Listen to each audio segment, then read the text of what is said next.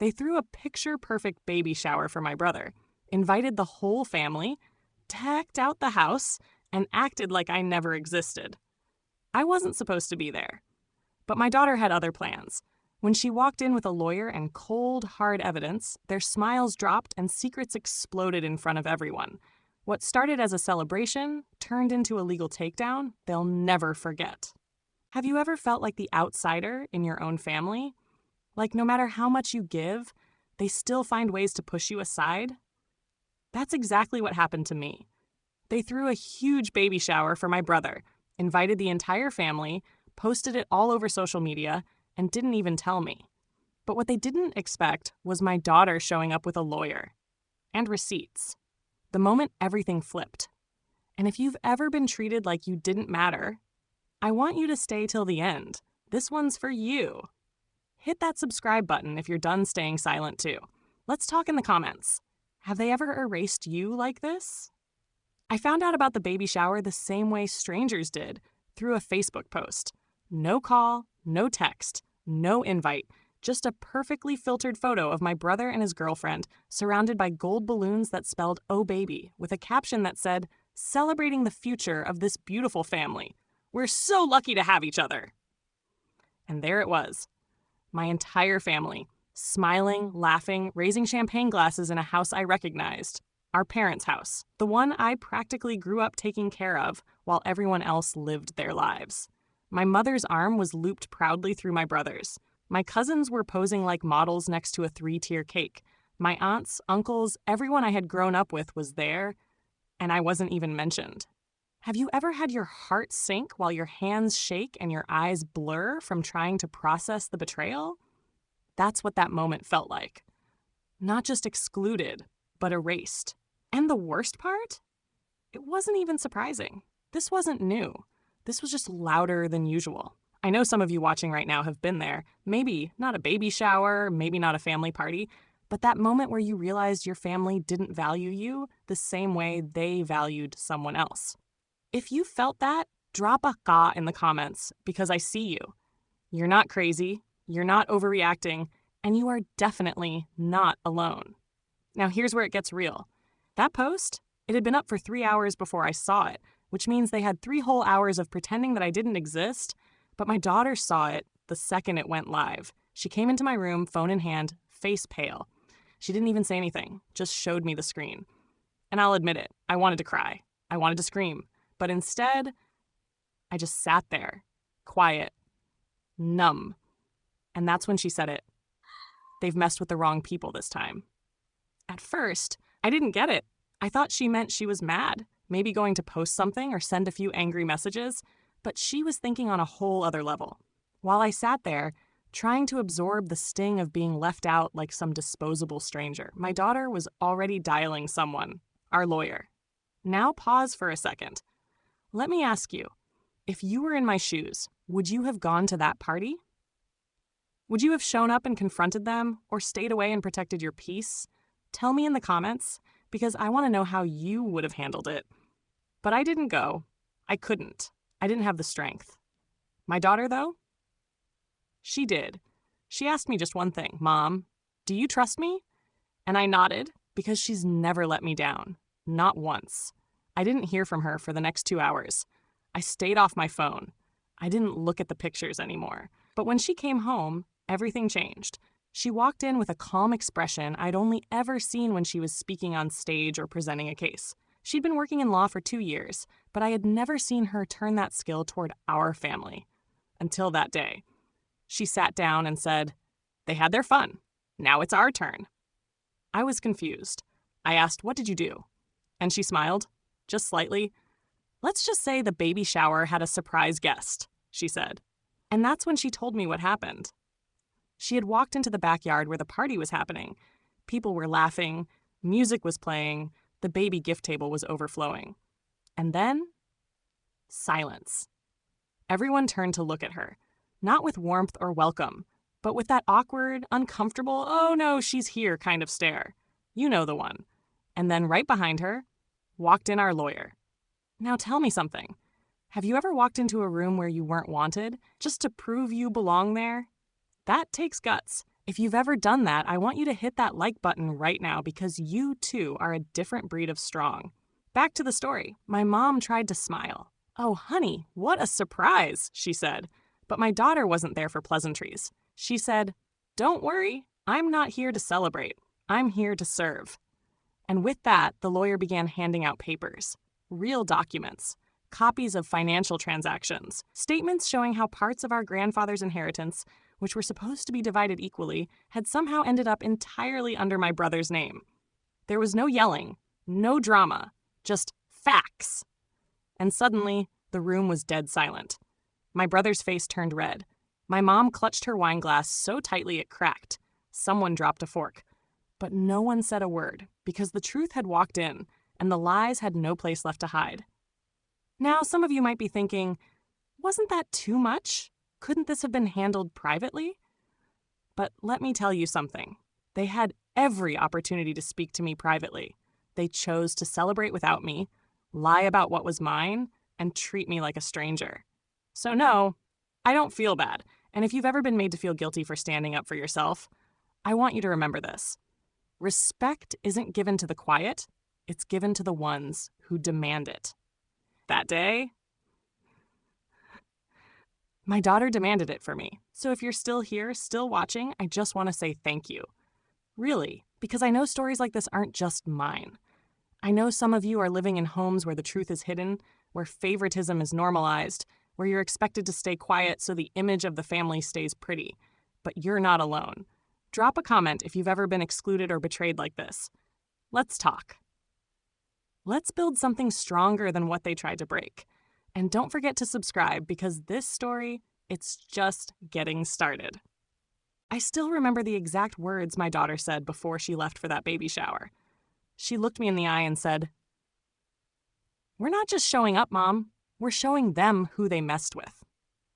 And something about the way she said it, I knew she wasn't going just to make a scene. She was going to make a statement. She wore a simple black dress, no flashy jewelry, no dramatic makeup, just power.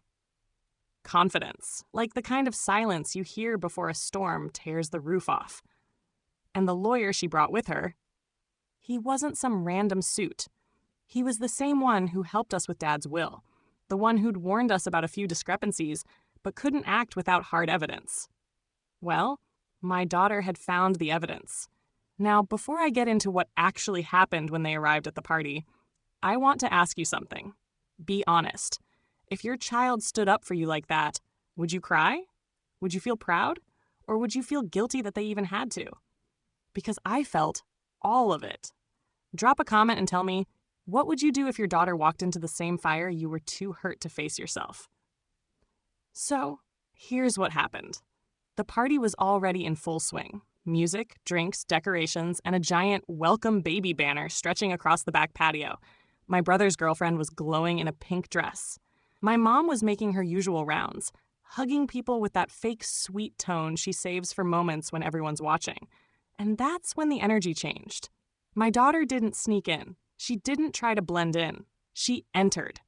Shoulders back, head high, walking with a calm that made people stop mid-sentence.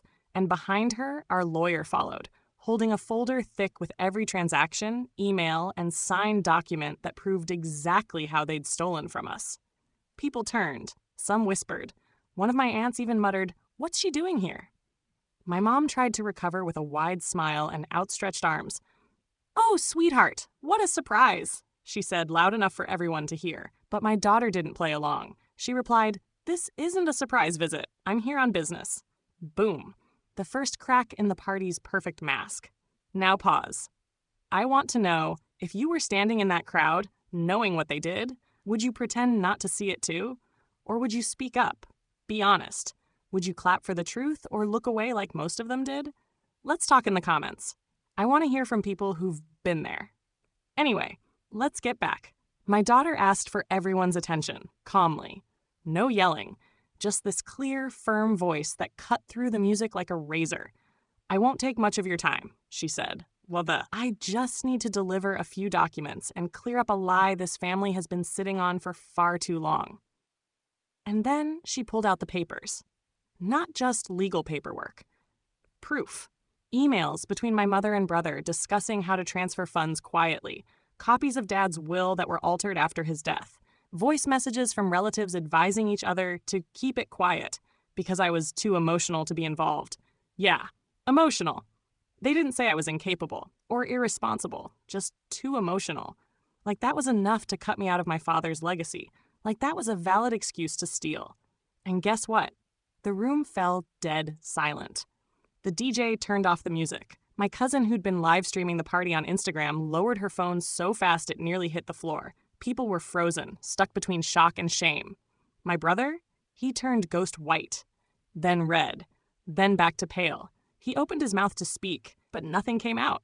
My mom looked around for support, but even her sister, the one who always backed her, refused to meet her eyes. Because when truth walks into a room full of lies, it doesn't even have to scream. It just exists. And that's enough. My daughter handed my mother a final envelope. "You've been officially served," she said. "We'll see you in court." That was it. No drama, no slapping, no screaming, just facts, just justice. Then she turned and walked away, leaving everyone in stunned silence. Later that night, she came home. I was sitting at the table, still in my pajamas, still trying to process it all. She walked in, dropped her purse, sat across from me, and said, "They won't mess with you again. I promise." And for the first time in a long time, I cried. Not from pain, but from relief, from pride. Because while they tried to erase me, she put me back in the picture. Now listen, if you're watching this and thinking, "I wish someone had stood up for me like that," I want you to know something. It's not too late. Whether it's you standing up for yourself or someone else fighting with you, the moment you speak the truth, everything changes. So, if you've ever been cut out of something that was yours, if you've ever been labeled too emotional for reacting to betrayal, I need you to hit that subscribe button right now. Because this story, this channel, it's for you.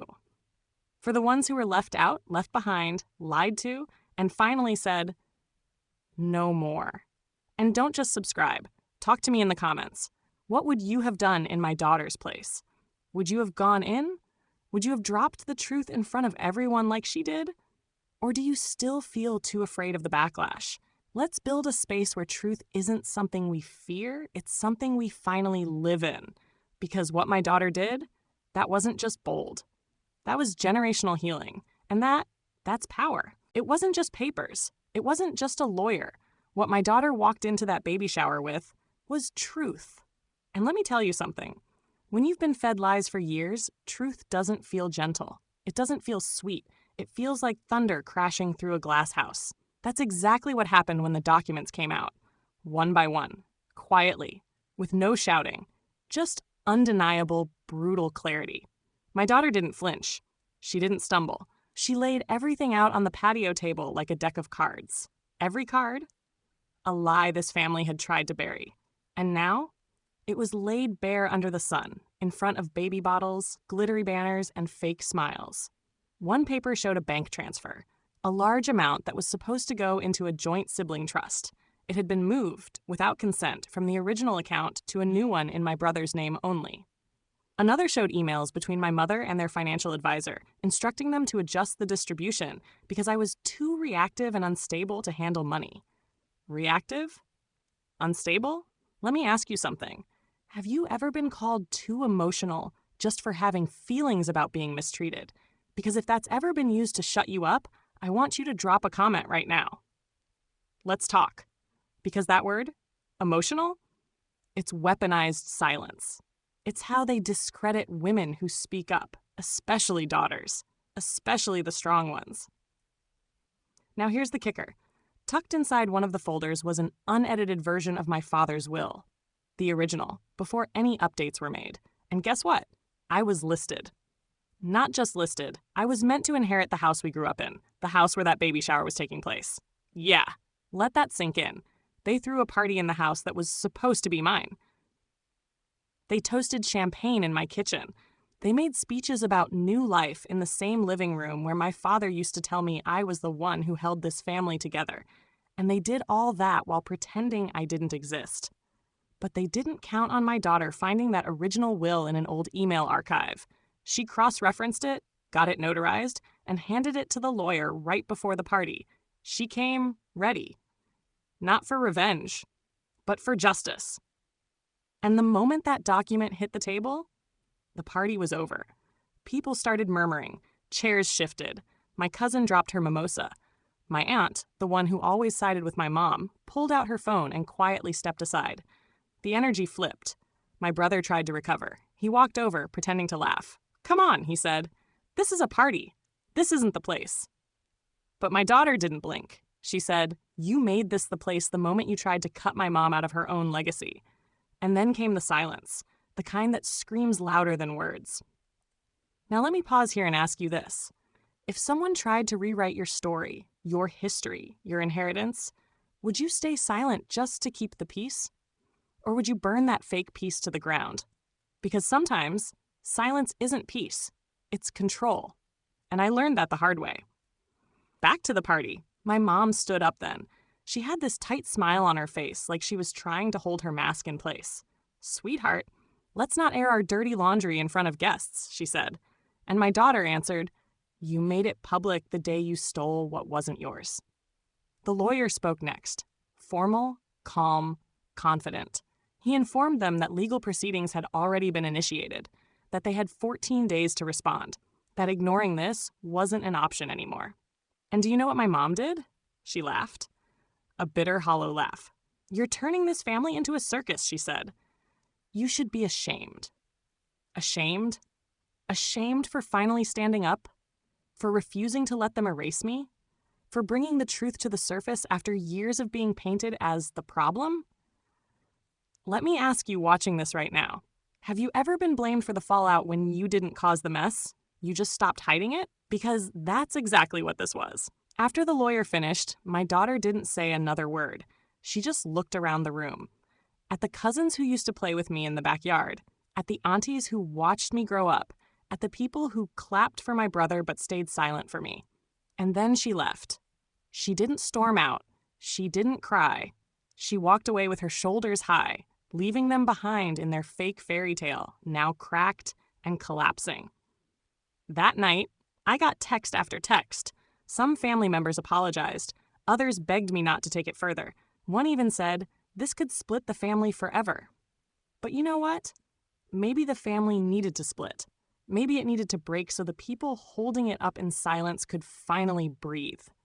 Because what good is a family that thrives on silence, secrets, and stolen things? If you're still watching right now, I just want to say thank you for hearing this. Because this isn't just my story. This is a story so many of us are living in quiet corners of our homes. Drop a hat in the comments if you've ever been the one to speak truth into a room full of denial. And subscribe, because more than ever, we need a place to share these stories. Not just to vent, but to heal. My daughter didn't just fight for me. She broke a pattern. She said, "We're not staying quiet anymore." And I want you to carry that same energy. Whether it's your family, your workplace, or your so-called friends, if someone is erasing your value, it's time to rewrite the script. The moment you speak up, you don't just reclaim your voice. You reclaim your worth. And believe me, that's where the real power begins. When everything fell silent at the baby shower, after the papers had been served, after my daughter and the lawyer had walked out, my mom stood there, glass in hand, frozen in place. You could still hear the faint background music that hadn't been shut off yet, but it felt like we were watching a movie pause itself mid-scene, right at the climax. And there she was, stuck in it, unable to keep pretending anymore. I know my mom.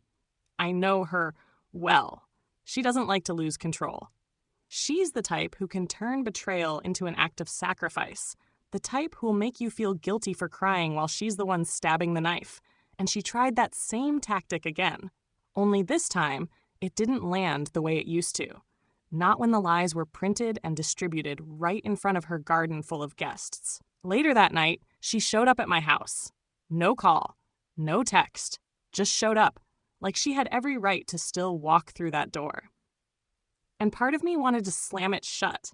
But the other part of me, that tired daughter part that still craved validation, still hoped for a moment of truth, that part let her in. She sat down at the kitchen table like it was still her house, looked around, took a deep breath, and said it. You've humiliated this family. I stared at her, and I swear for a moment, I felt like I was 16 again, being blamed for a storm I didn't cause, just because I screamed when it started raining. I asked her, why? Why did you do it? Why cut me out of everything, then throw a celebration in the very house that was supposed to be mine? And do you know what she said? She didn't deny it. She didn't apologize. She said, because he needed it more. Because you've always been the strong one. He needed help. He needed a future. Tell me, those of you watching this, have you ever been punished because you were strong? Have you been told your pain doesn't count because you know how to carry it quietly? Drop a in the comments if they've ever built their lies on your silence. I sat there stunned, not because I didn't know she favored my brother. I always knew. But to hear her justify stealing my inheritance with a straight face, that was a whole new level of betrayal. I told her, strong doesn't mean invisible. Strong doesn't mean disposable. And strong doesn't mean I have to be okay with being robbed. She didn't like that. Her eyes narrowed, and she pulled the mother card again. You think this is about money? You think dragging your brother to court will heal you? And I answered, no, Mom, it's not about money. It's about respect. Something I've been begging for my entire life from a woman who only gives it to people who fail loudly and take off in. She stood up, adjusted her jacket, said, this will tear the family apart. And I replied, then maybe it needs to be torn, because I'm not building my life on a broken foundation anymore. Let me pause here, because I want to ask you something. What would you have done in that moment? Would you have let her guilt trip you into backing off? Or would you finally tell your truth, knowing it would come with backlash? Comment below. Tell me how you would have handled your own mother showing up after stealing your place in the family. Back to the story. After she left, I sat there at the kitchen table for a long time. Just me and the silence. But it wasn't the kind of silence I was used to. The heavy kind that fills the air when you swallow pain and call it peace. No, this was different. This silence was the sound of a line being drawn. Finally. And here's something I want every viewer to understand. Standing up for yourself isn't loud. It isn't always dramatic. Sometimes it's just not opening the door when the past comes knocking with guilt in one hand and gaslighting in the other. My daughter came home later that evening. She walked in, put her bag down, and hugged me tight. She said, "You okay?" I nodded, but then I whispered, "I feel like I've lost everything." She pulled back and looked me right in the eyes. "No, Mom, you didn't lose anything. You just stopped carrying people who never deserved the ride." That hit me so deep I still think about it, because for years I carried the guilt, the shame, the silence. I let my mother treat me like a placeholder in her perfect little image of what the family should be. But now, the image is cracked, and behind it, the truth is free. To those of you still watching, still reading, still listening, I want you to ask yourself something real right now. What's the lie your family keeps telling you to maintain the illusion? What role have they forced you into just to keep the dysfunction running smoothly? Because if you can name it, you can break it. Drop a comment, share it. Let this video be the first place you say it out loud. And if this story is making you feel seen, hit that subscribe button. Because this isn't just drama, it's real. It's pain that too many of us have carried in silence. And we're not doing that anymore. We're not staying quiet just to keep the family photo looking pretty. We're not shrinking ourselves to make room for people who never made space for us. And we're definitely not pretending anymore. Because when my mother showed up and said, "You've humiliated this family," she didn't realize the truth. This family humiliated itself the day it decided I wasn't worth honoring. But guess what? That day is over. I'm reclaiming every piece they tried to take from me. And if you're still watching, you can do the same. Your voice, it matters. Your pain, it's valid. Your truth, it's not too late to speak it. So speak it, right here, right now. I'm listening. We all are. I didn't sleep that night. I lay in bed staring at the ceiling, my mind rewinding everything that had happened. From the moment I saw that baby shower post to my daughter walking into the party like Justice in heels, and then my mother showing up at my door pretending like she still had the right to call the shots. But something had shifted inside me. And if you've ever hit that point where your heart is bruised, but your backbone finally straightens, I know you feel me right now. That next morning, the family group chat exploded. Yup. You know that group. The one that's usually filled with prayer chain messages, cake recipes, and birthday wishes. Suddenly, it turned into a war zone. And the best part? I didn't even say a word in it. I just watched. Because the same people who clapped at the baby shower were now scrambling to pick a side.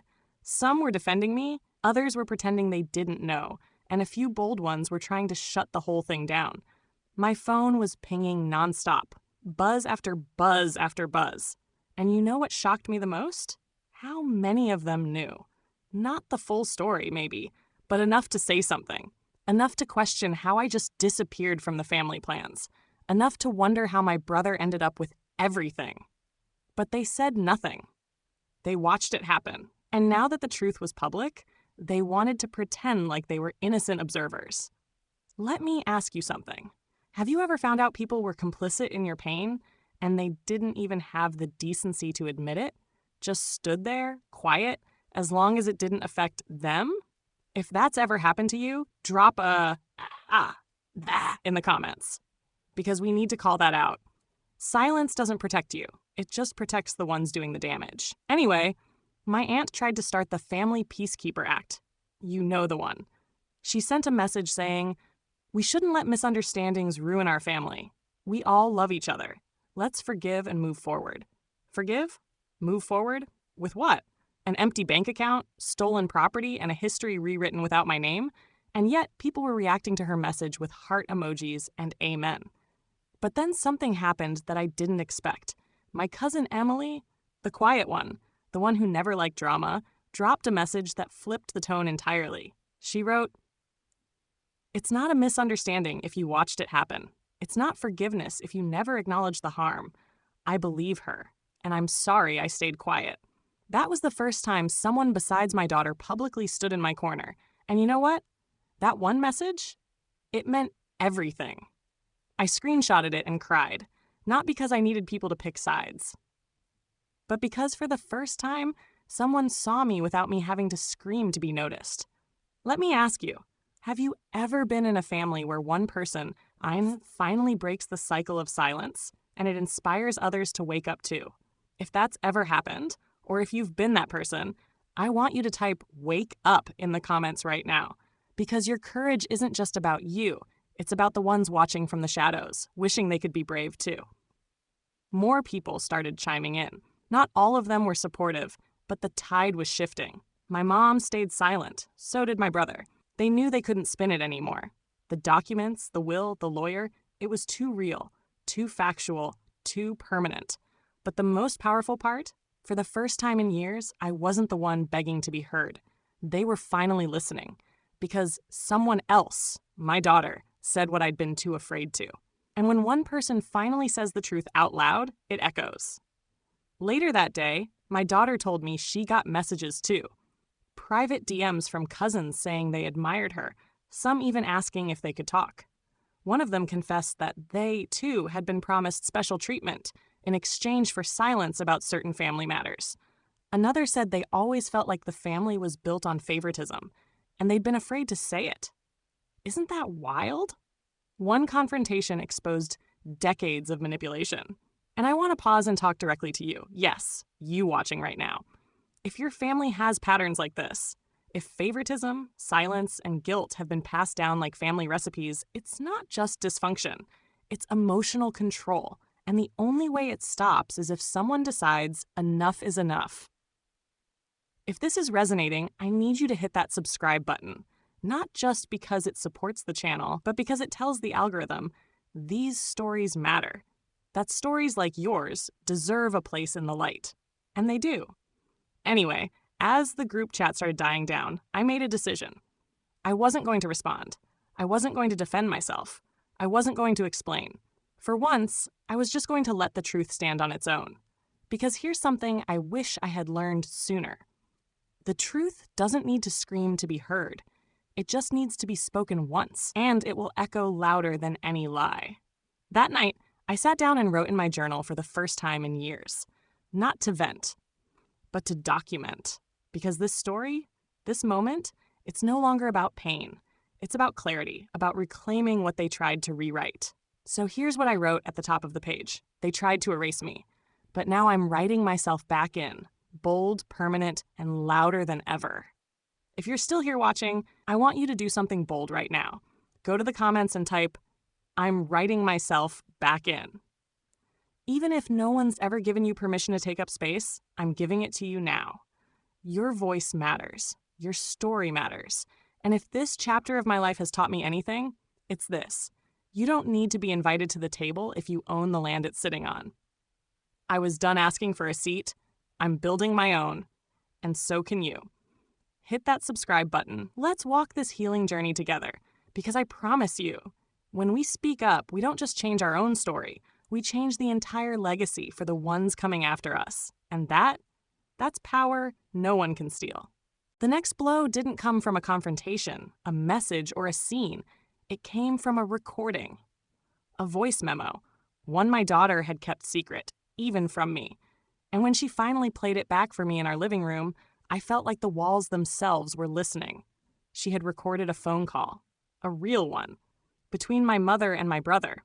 A call she'd stumbled into when she was visiting my mom a few weeks before the baby shower. They were talking on speakerphone, thinking no one else was around. But my daughter had stepped into the hallway, and when she heard my name mentioned, her instincts kicked in. She didn't record it to be petty. She recorded it because she had a gut feeling that something wasn't right. And let me tell you, she was right. The recording started innocently enough. My mom laughing, talking about how the caterer wanted to switch from pink to gold tablecloths. My brother cracking jokes about how big the guest list was getting, but then it shifted. My mom said, "Should we tell her, just to be polite?"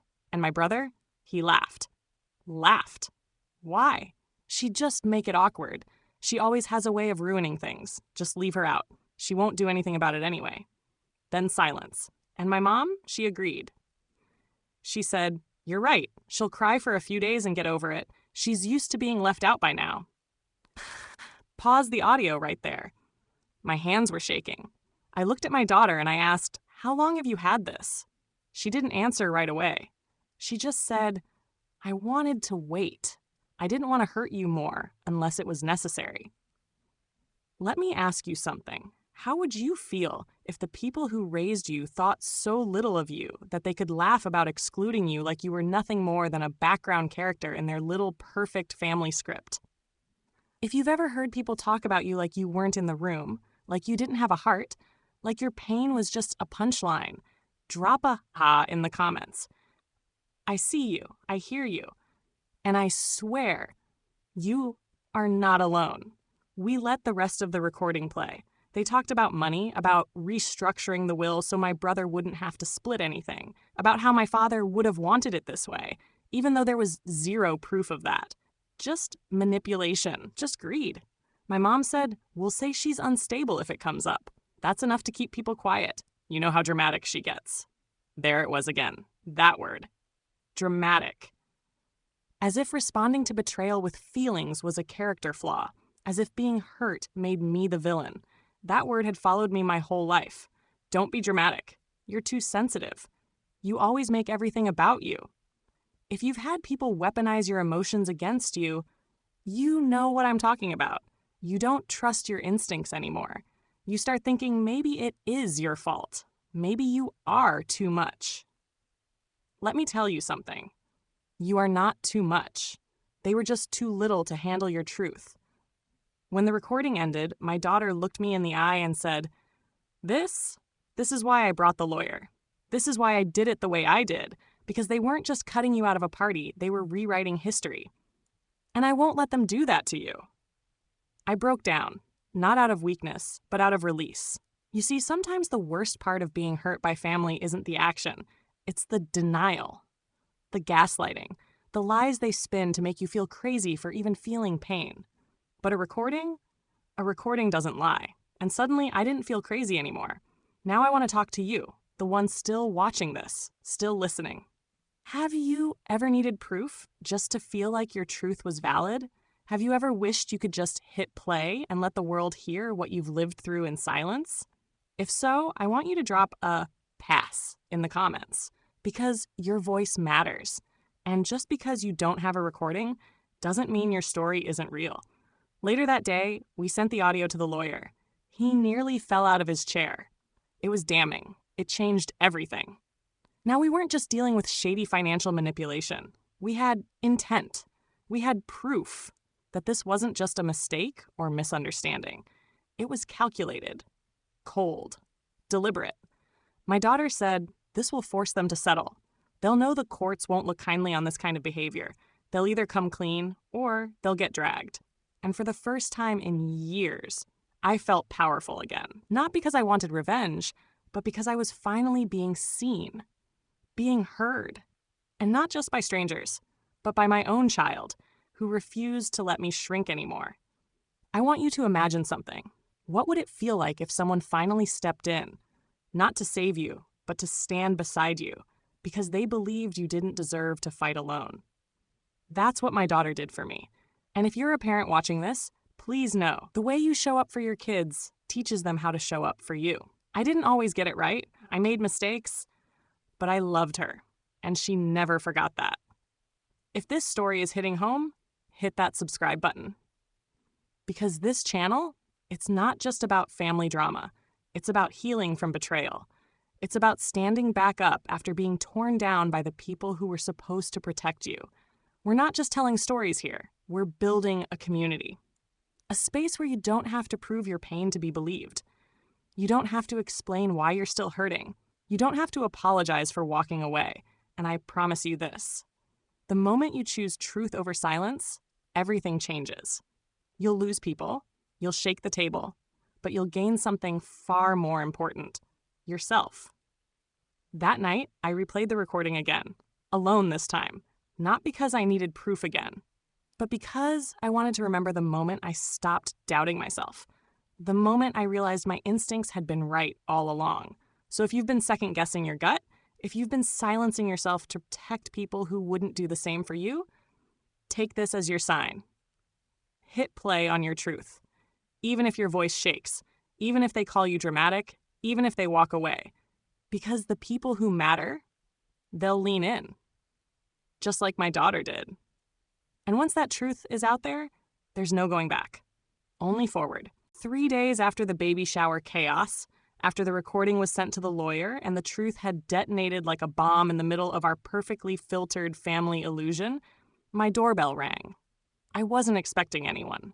My daughter had gone out to meet with the legal team, and for the first time in a while, the house was still. Peaceful, quiet in that heavy post-storm kind of way. I opened the door and there he was, my brother. I hadn't seen him since the party. He looked nothing like the man from the baby shower photos. His shoulders were slumped, eyes bloodshot, like he hadn't slept in days.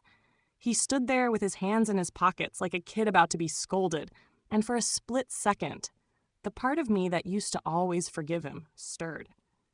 But then I remembered the voice recording, the smirk in his voice when he said I'd get over it, the fact that he signed documents that erased me from my own father's will. And I said nothing. I just stood there waiting to see what version of him was going to show up. He finally spoke. "Can I come in?" And I said, "Why?" That one word stopped him cold. He cleared his throat. I just want to talk. So I let him in, not because I owed him anything, but because I needed to hear what excuses he'd prepared, because I wanted to look in his eyes when he tried to rewrite the story now that the truth wasn't just mine. It was undeniable. We sat at the kitchen table, the same place we used to play cards when we were kids, and for a second, the silence between us was thicker than anything words could cut through. Finally, he exhaled and said, "I messed up." I didn't react. I didn't nod. I just looked at him and let the weight of that sentence hang there like wet laundry no one wanted to claim. Then he said something I'll never forget. "I didn't mean for it to go this far. I never wanted to hurt you. Mom said you'd be okay, that you didn't need it like I did." There it was again, that same tired, twisted excuse, that I'd be okay, that I was too strong to need fairness, that because I knew how to survive, I didn't deserve to thrive. I looked him straight in the eye and said, "You didn't mean to hurt me, but you signed the papers anyway. You didn't mean to erase me, but you cashed the checks. You didn't mean to betray me, but you laughed about leaving me out." He flinched. Good. Then he said the words I knew were coming. "Can we fix this without lawyers?" And I laughed. I actually laughed. A sharp, bitter laugh that caught even me off guard. You only want to fix it now because you got caught. And I need to pause and ask you something. Those of you still watching this, still with me, how many times have people only apologized after the damage is done?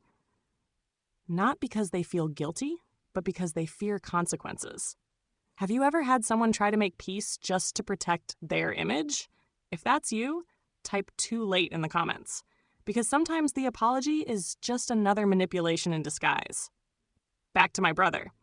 He leaned forward and said, "We're family. I don't want to fight you in court. It'll tear everything apart." And I said, "You tore it apart the day you decided money mattered more than your sister." He looked away then. Couldn't even meet my eyes. Because when people who benefit from your silence finally see you stand in your power, they don't know where to look. I told him something I wish I'd said years ago. This isn't just about money. It's about trust, and you broke it, and I'm done patching up what you keep burning.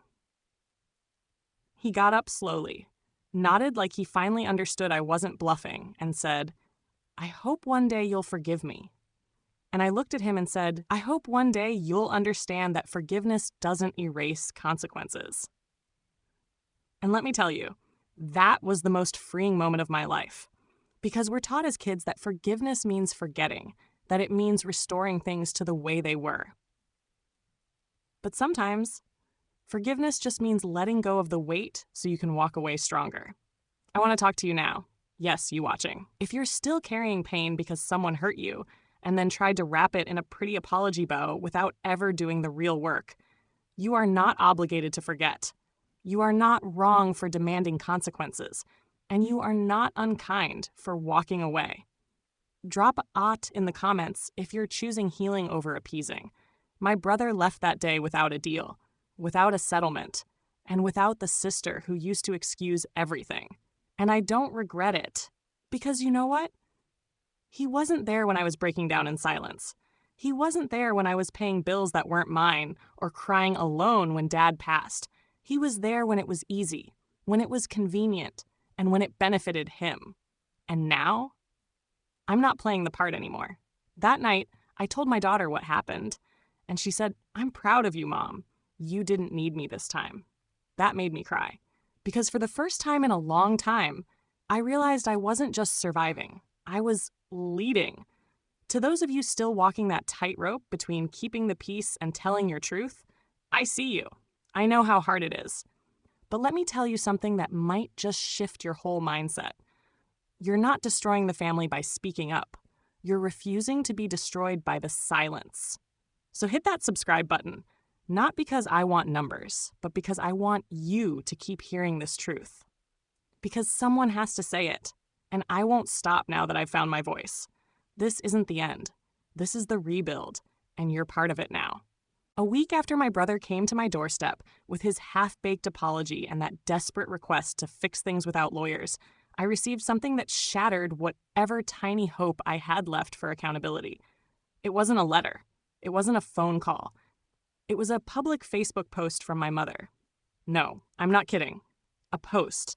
A long, beautifully written guilt trip disguised as a family reflection. She didn't name names, of course.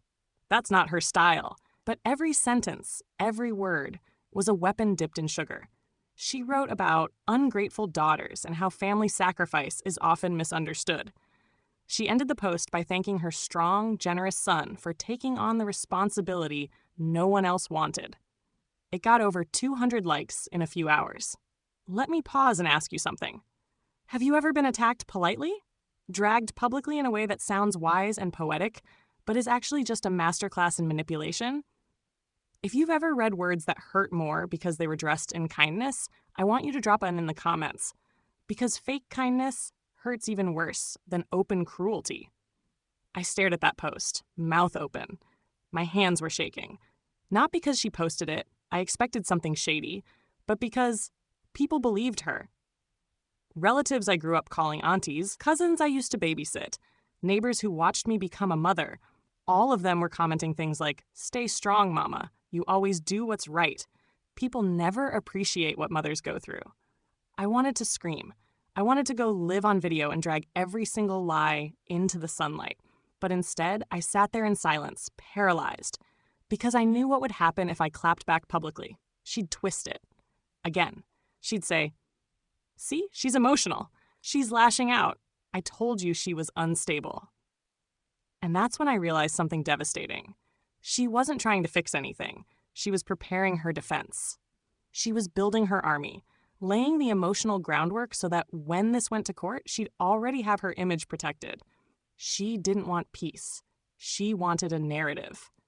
And I was the villain in it.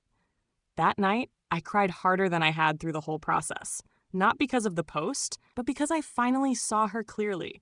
Not as my mother, but as the character she had always chosen to play. Let me talk to you, the one watching this right now. How many of you have been turned into the villain in someone else's story just because you stopped playing the silent victim in your own? If you've ever been painted as the problem for standing up for yourself, comment, "Not the villain." Let's reclaim that. The next day, my daughter came into the kitchen and said, "You saw it, right?" I didn't even need to ask what it was.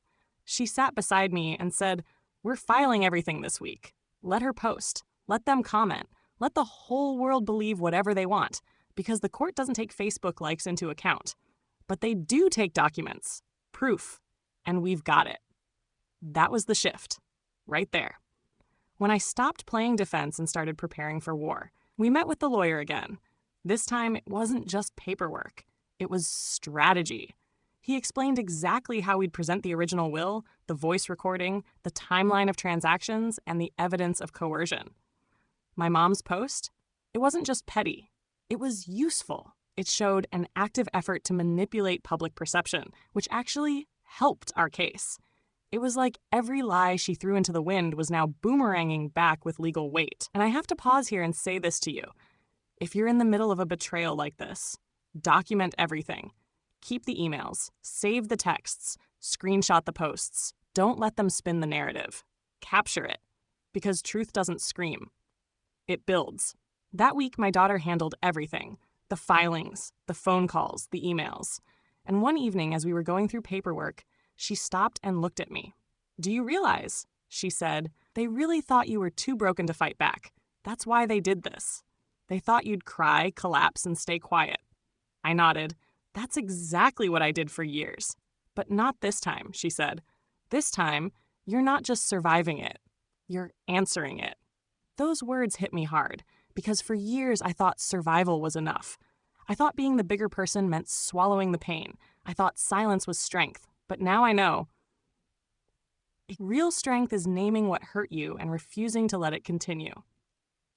If you're watching this and you've been silently surviving for too long, I need you to do something right now. Type "I'm ready" in the comments. Ready to speak. Ready to stand. Ready to answer what's been tearing you down. The week ended with us submitting the final paperwork. I signed my name at the bottom of the documents, and I swear to you, it felt like I was signing more than a legal motion. It felt like I was signing a new chapter, one where I was no longer the outsider in my own family story. That evening, I posted something too. Not a drag, not a clapback, just a simple message on my page that said, "Sometimes the people who raised you also taught you how to stay silent. I'm unlearning that now." I didn't name anyone. I didn't throw shade. But people knew. Oh, they knew. And within minutes, the DMs started rolling in. People I hadn't heard from in years. Years messaged me saying things like, "I always wondered why you weren't around. I noticed something felt off, but I didn't want to get involved. I'm sorry. I should have asked if you were okay." And for the first time, I wasn't angry about it. I was just free. Because I realized something powerful. Once you stop asking people to believe your pain and start believing it yourself, you become unstoppable. So if you're still watching, still feeling this in your chest, I need you to hit that subscribe button. Not for me, for you. Because this space we're building, it's for the ones who were erased, who were painted as dramatic, who were turned into villains in stories they didn't write. And I want you to know, this isn't where the story ends. The storm may have started at that baby shower, but the reckoning? It's just beginning. I didn't expect the court summons to shake me. After everything, after the betrayal, the baby shower ambush, the voice recording, the public Facebook post, I thought I was numb. But when that envelope landed on my doorstep, stamped and sealed, my hands still trembled. Not from fear, but from the weight of truth finally becoming official. This wasn't a family drama anymore. It was real, legal, documented, and undeniable. It wasn't about bitterness. It wasn't even about revenge. It was about drawing a line so sharp that no one could ever erase me again. I remember sitting at the kitchen table with the envelope in front of me, my daughter across from me, quiet, watching. She didn't push. She didn't pressure. She just let me breathe. Because she knew I wasn't just opening paper. I was reopening wounds I'd kept buried for decades. When I finally opened it, I read every line slowly. My name, their names, the court date, the claims, the signatures. And then I cried. Not because I was scared, but because I was finally seen. The system, cold and bureaucratic as it might be, was finally saying, you exist, you matter, and this will be heard. Let me talk to you for a second. Yes, you watching, listening. Have you ever felt like you've been screaming into a void? Like the people around you have turned you into a ghost in your own life story? If you've ever had to prove your existence to the people who were supposed to love you unconditionally, I want you to comment, I matter. Because you do, and no one has the right to erase you to make their life more convenient. After the summons was delivered, my mother called me. It was early in the morning. I hadn't even had my coffee yet, and the phone rang with that familiar tension, the kind that comes with her name on the screen. I answered, not because I wanted to, but because I needed to hear what spin she was preparing this time. She didn't even say hello. Is this really what you want? She said, her voice calm, too calm, the kind of calm that comes from a lifetime of manipulation. I said nothing. She continued, dragging us into court, making the whole family choose sides, what good will it do? And I finally said the thing I'd never had the courage to say. It'll remind you that I'm not disposable. Silence. Then she said, we could have worked this out as a family. I laughed. You mean like you worked it out behind my back? Like you rewrote the will and deleted my name? Like you hosted a baby shower in the house Dad meant for me? She sighed, long and slow. You're letting your daughter poison you against us. And I snapped. I did. I let every bit of calm I had break. No, Mom. You poisoned me, slowly, over years, with guilt, with shame, with silence. My daughter? She's the antidote. If you've ever had someone try to turn your truth into a character flaw, drop a comment in the comments. Because speaking your truth is not betrayal. It's breaking the cycle. She hung up after that. No goodbye, no apology, just silence. And I finally felt peace. The next few days were quiet but not empty.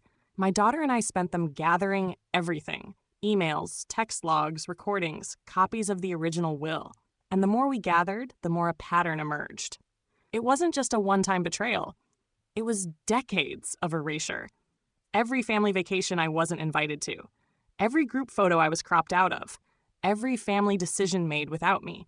Every little cut that felt like nothing when it happened, but had now turned into a map of bruises only I could read. Let me ask you something. Have you ever looked back and realized the signs were always there? That the betrayal wasn't a single moment, but a collection of dismissals and digs that slowly erased you? If so, type, I see it now, in the comments. Because once you see it, you can't unsee it, and that's when the healing starts. One night, a few days before the first court meeting, I sat with my daughter on the couch, the house dim and quiet, and I asked her something I'd never had the guts to ask. Why did you fight so hard for me? She didn't answer right away. Then she said, because I watched you shrink my whole life. You loved people who never gave it back. You gave grace to people who gave you scraps. And I didn't want to grow up thinking that's what love looks like. That hit me like lightning.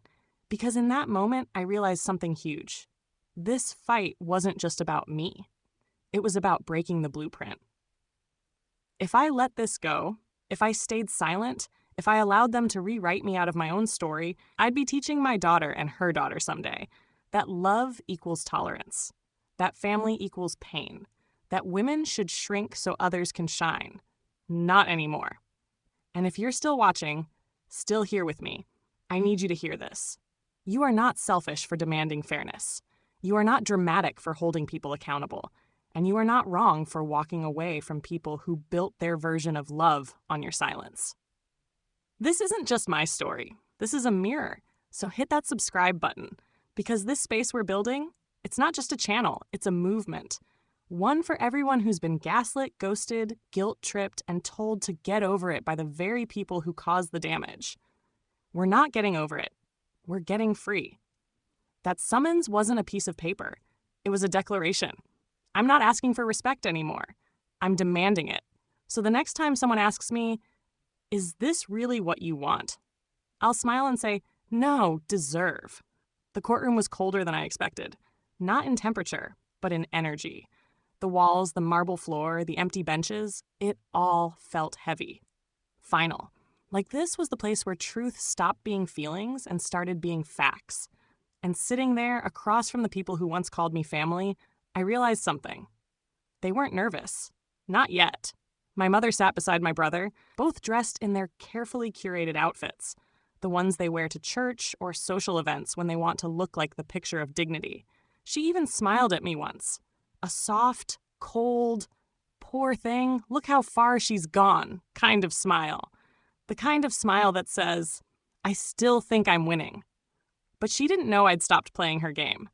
I want to ask you something before we go further. Have you ever had to face someone who hurt you deeply and they looked at you like you were the one who owed them an apology? Drop a teen in the comments if you know exactly what it's like to sit across from someone who's playing chess while you're just trying to tell the truth. The judge walked in, and everything got quiet. Our lawyer stood. He spoke with calm precision, presented the documents, the old will, the new will, the suspicious transactions, the audio recording. Yes, that audio recording. It was played out loud in the middle of the courtroom, echoing against those marble walls like a bomb no one could ignore. And I wish I could have captured the look on my mother's face when she heard her own words play back. We'll say she's unstable. That's enough to keep people quiet. She shifted in her seat. Her hand clenched her purse tighter. My brother turned to her like he wanted to shrink behind her presence, like a child hiding behind their mother when trouble starts knocking. The judge asked my mother directly, "Is that your voice in the recording?" She hesitated, just for a second. But it was enough. Yes. Let me tell you something. For those watching, truth has a way of making itself loud when it finally finds a room it can breathe in. That recording wasn't just proof. It was liberation. Because for the first time, someone with authority heard what I had been living for years, and they couldn't gaslight it. They couldn't twist it. It was right there. Undeniable, unedited, real. I didn't even realize I was crying until my daughter reached over and squeezed my hand. And I swear to you, it wasn't from pain. It was from relief. And if you've ever experienced that moment, when the world finally stops doubting your story and starts believing it, I want you to comment, "I believe me," because that's where healing starts. Not when they believe you, but when you believe yourself enough to stand in it. Their lawyer tried to push back, said I was emotionally unstable, said I was acting out of resentment. But guess what? Facts don't flinch. The judge stopped him mid-sentence and said, "Her instability, if it existed, does not change the fact that she was removed from a legal document under suspicious circumstances, followed by redistribution of assets that appear to violate probate law." Boom. That was the moment I knew. We were winning. The rest of the session blurred. Testimonies, cross-questions, exhibits. But what I remember most is this. My voice didn't shake. I told the truth. All of it. With clarity. With honesty.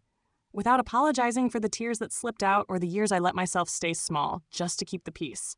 And when the judge closed the file and said, "This court sees merit in moving forward with formal review of the claims," it didn't feel like victory. It felt like justice beginning. Let me pause and say this. If you're in the middle of your own battle right now, legal or emotional or spiritual, and it feels like no one sees your side, let this story remind you. There is power in persistence. There is strength in surviving, and there is healing in having the courage to speak, even when your voice shakes. Drop a "ah" if you're still learning how to speak for yourself. After court, my mother didn't say a word. She walked past me, eyes straight ahead, like I didn't exist. My brother lingered. Maybe he wanted to say something. Maybe he couldn't. But I looked at him, really looked at him, and I didn't feel rage. I felt done. Because closure isn't always some big emotional climax. Sometimes it's just the absence of need. I didn't need an apology. I didn't need a hug. I didn't need validation. Not anymore. We walked outside, the air bright and sharp, and my daughter smiled at me. "You did it," she said. "You actually did it." "No," I told her. "We did it." Because she fought just as hard. She didn't let them scare me into silence. She didn't let me collapse into self-blame. She didn't just bring a lawyer, she brought truth. And now I want to ask you something. The ones still watching this, still listening. Who's your daughter in this story? Maybe it's not a person. Maybe it's a version of you. The version that's brave, that's unafraid, that refuses to be erased. Because we all have that version inside us. Sometimes it's quiet, sometimes it's buried, but it's there. So do this, type, "I'm bringing myself to court," if you're ready to stop playing the part they wrote for you and finally show up in your own story. We're waiting for the final decision. The court will reconvene soon. But win or lose, let me be clear. They didn't break me. They underestimated me. They tried to silence me. But they forgot. When you push a woman to the edge, she doesn't fall. She flies. And if you're ready to fly, hit that subscribe button, not just because it helps the channel, but because I want you here for what's coming next.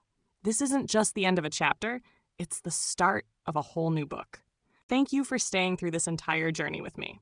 If you've watched every chapter of this story, then you already know it wasn't just about a baby shower or a missing invitation or even a courtroom battle.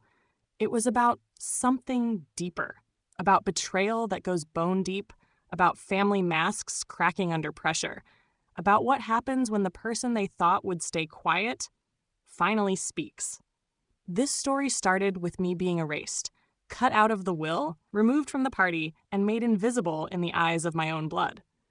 But it ends here, with me no longer asking for space, no longer begging to be seen, no longer tolerating scraps of love disguised as duty. Because when my daughter walked into that room with a lawyer, she didn't just walk in with legal backing. She walked in carrying generations of unspoken pain, and she said, "No more." This fight was never just about inheritance. It was about dignity, about refusing to be written out of your own story by people who once rocked you to sleep, only to rob you in silence when they thought you weren't strong enough to fight back. And maybe you're watching this because you've been through something similar. Maybe not in court, maybe not over money, but in trust, in how people talked about you behind closed doors, in how they painted you as the villain when all you did was finally say enough. If any part of this story felt like yours, I want you to do something simple, powerful, and permanent. Type in the comments, "I am my own bloodline," because you don't have to carry the weight of their choices anymore. You don't have to live inside the version of you that stayed small to make others comfortable. You get to be your own legacy now. So what happens next? We wait. For court. For justice. For closure. But I'm not waiting for them anymore. I'm writing new chapters. Louder ones. Braver ones. And if you're ready to write yours too, hit that subscribe button right now. Because this community, it's not just a channel. It's a safe place. For truth, for stories, for healing. And I want you to be a part of it. To everyone who doubted me, thank you. To everyone who stayed silent, thank you. Because you all helped build the fire I needed to finally stop whispering. This isn't a revenge story. This is a rebirth. And this is just the beginning. Thank you for watching. Thank you for listening. Thank you for believing me. I'll see you in the next story. Until then, write your name back in.